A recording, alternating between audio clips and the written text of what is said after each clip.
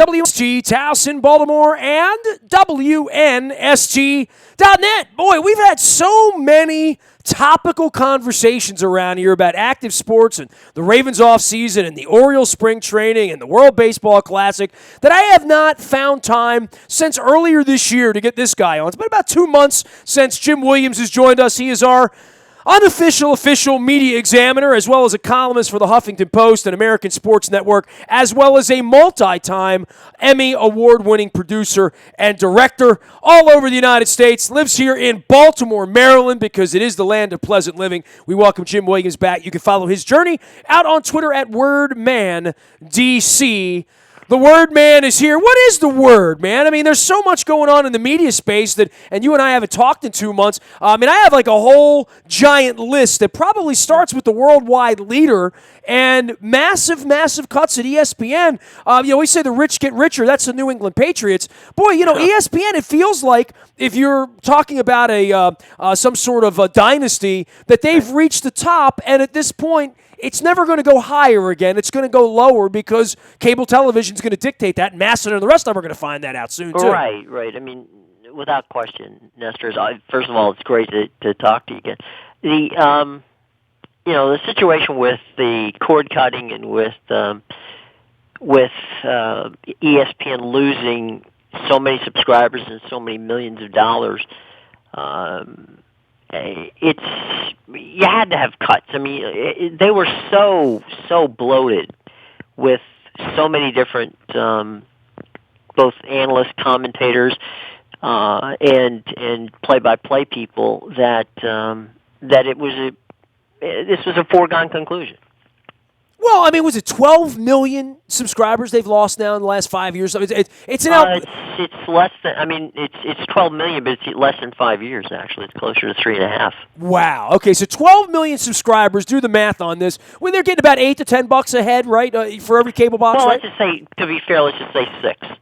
6. So that's $72 million a month. Every month.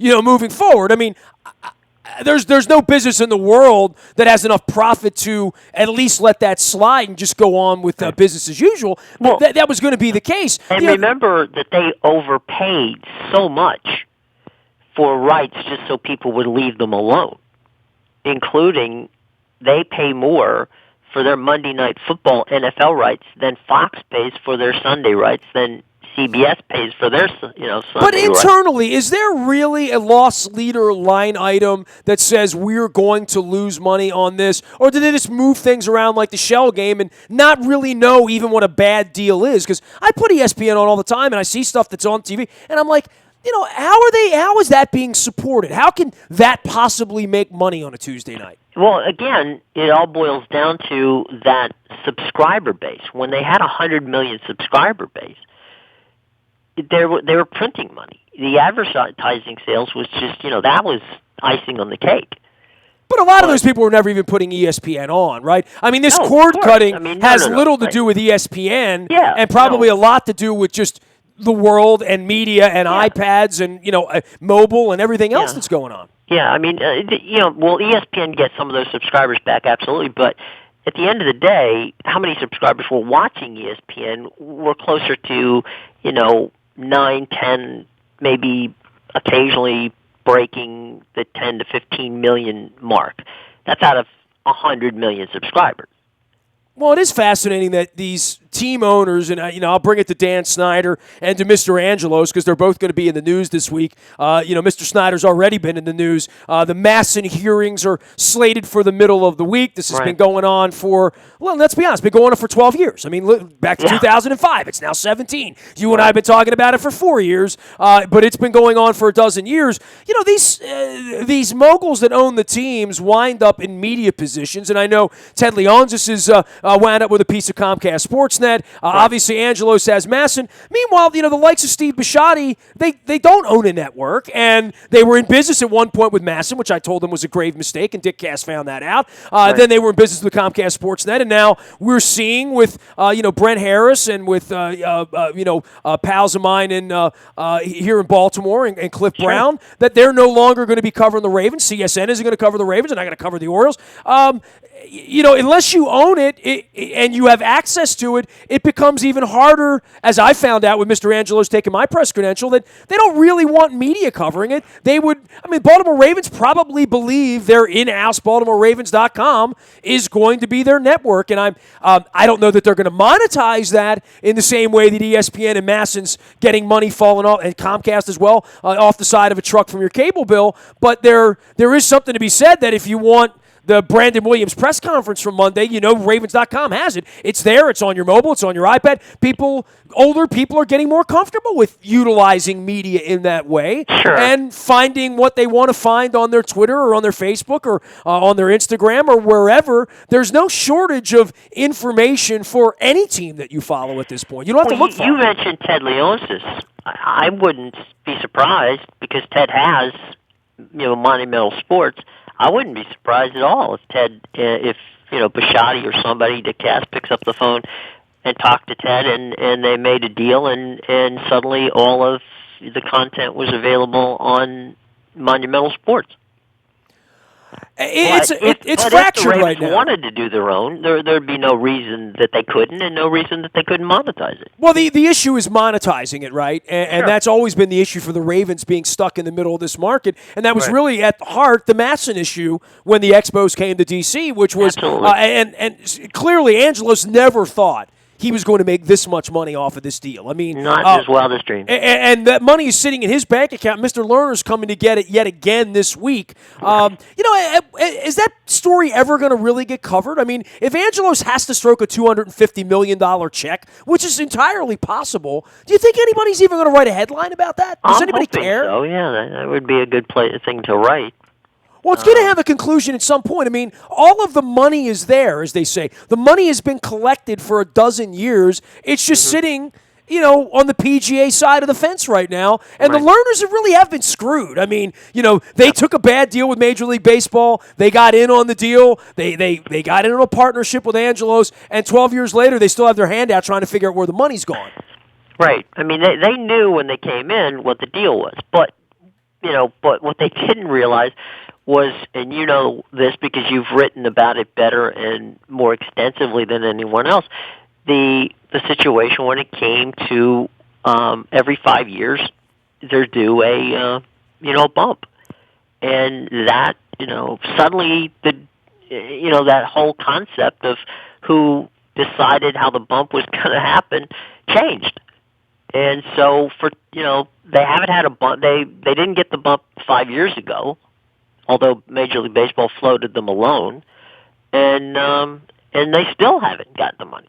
So basically, both the Orioles and the Nationals have been playing with the original amount of cash, which is about $50 million. About $36 million each for local TV, and they haven't got any cost bumps. But remember, and you know this as well as I, that it's not the Orioles still have, because they have a much higher percentage of the ownership of Masson. The Orioles get money that's not seen as. Well, it's not the Orioles' money. It's Masson's money, which is Mr. Angelos' money. The money doesn't ever make it to the baseball team, because by the time it gets to the baseball team, it has to be laundered through the rest of Major League Baseball and split, right? Well, that's no. Only on the money that is given out as quote unquote your rights fee. Correct. Okay. So you want to keep your rights fee as low as possible, and keep the rest of the money on the Masson money. Percentage high and your rights fee low. Fair enough. And he's managed to do that for 12 years now, so far. And so the Orioles have made the Orioles have made a lot of money. And so is Masson. Yeah. He is Jim Williams. Obviously, the Orioles have made money through Masson. He is the Word Man DC out on Twitter. You can follow along. He's out at Huffington Post as well as the American Sports Network.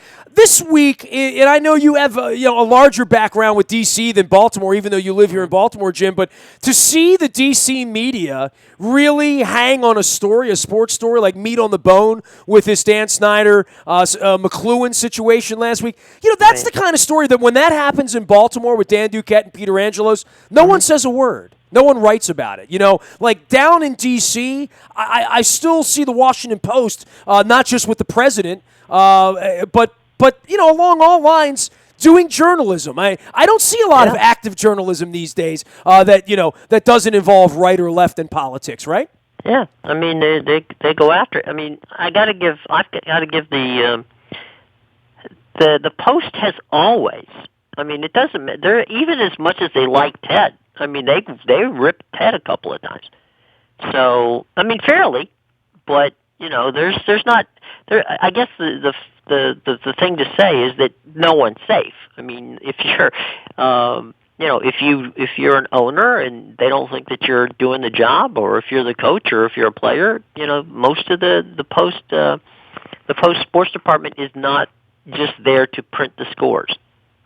Well, thank goodness for that there's journalism is still left here. Meantime, we got March Madness going on. I know this is one of your favorite tournaments, and you love to talk about the business of how this thing got put together. It is the 1 week a year where I've been saying all week, we have to figure out where True TV is, right? Or just, work on the app at this point, right? Get over there and figure out where it is, yeah. It's at least for the first week anyway. Everybody's happy with this, though, right? I mean, all the partners that have gotten involved in this thing. There's so many games. There's so much activity. Yeah. It's all going on in the middle of the day on Thursday and Friday to bring in these sort of shoulder networks to handle it. Everybody finds their game. They find their team. But this has been an intense work through to get this thing to the point where it's not a CBS presentation and you have access to all the games, right? Right. And CBS, to be fair, I mean, there's no way CBS could have afforded to do this, without Turner, and their money. So without the partnership of Turner and CBS, another, an ESPN or someone else would have swooped in and taken, taken the tournament away from them. Jimmy, we're going to ride the storm out around here, buddy, and hopefully we got an opening day in a couple weeks. We get nice 68-degree, sort of sunny, a few scattered clouds. It's almost baseball season. The chill will be off at some point here, right? True. Well, we'll be following you out at Huffington Post as well as at American Sports Network, and also out at the Word Man DC on Twitter. It's been too long, man. How you feeling? Everything good? I'm feeling good. Can't complain. Well, stay warm out there, and I know you're following the political scene as well, so we'll be following along with you. Thanks, Jimmy. Always hot there. You got it. Yeah, no doubt about that. He is our official media examiner. Been a little while since we checked in with him. Lots of stuff happening out in the media space, and he's always writing about it, especially that massive stuff that comes down later on in the week. Word Man DC. He is Jim Williams, 7-time Emmy Award-winning producer and director. You can find me out in the Buy a Toyota Audio Vault 24 hours a day from anywhere in the world on your mobile device. Just download the TuneIn Radio app. We do come in crystal clear. Morning newspaper ships to your email inbox at 7 a.m. That is all brought to you by Planet Fitness and PlanetFitness.com. And last but never least, breaking news. We had a ton of that last week with the Ravens and free agency. You get those first. Brought to you by Coons Ford of Security Boulevard. Just sign up at WNST.net. Never spam. Always breaking news. And there probably be a little bit more of that coming down the pipe with opening day coming and the Ravens out there shopping in free agency. We got the Terps, the Caps, the Wizards, and the World Baseball Classic keeping us busy here as we unshovel the mess. We are WNST.net, AM 1570 and WNST Towson, Baltimore, and we never stop talking Baltimore sports.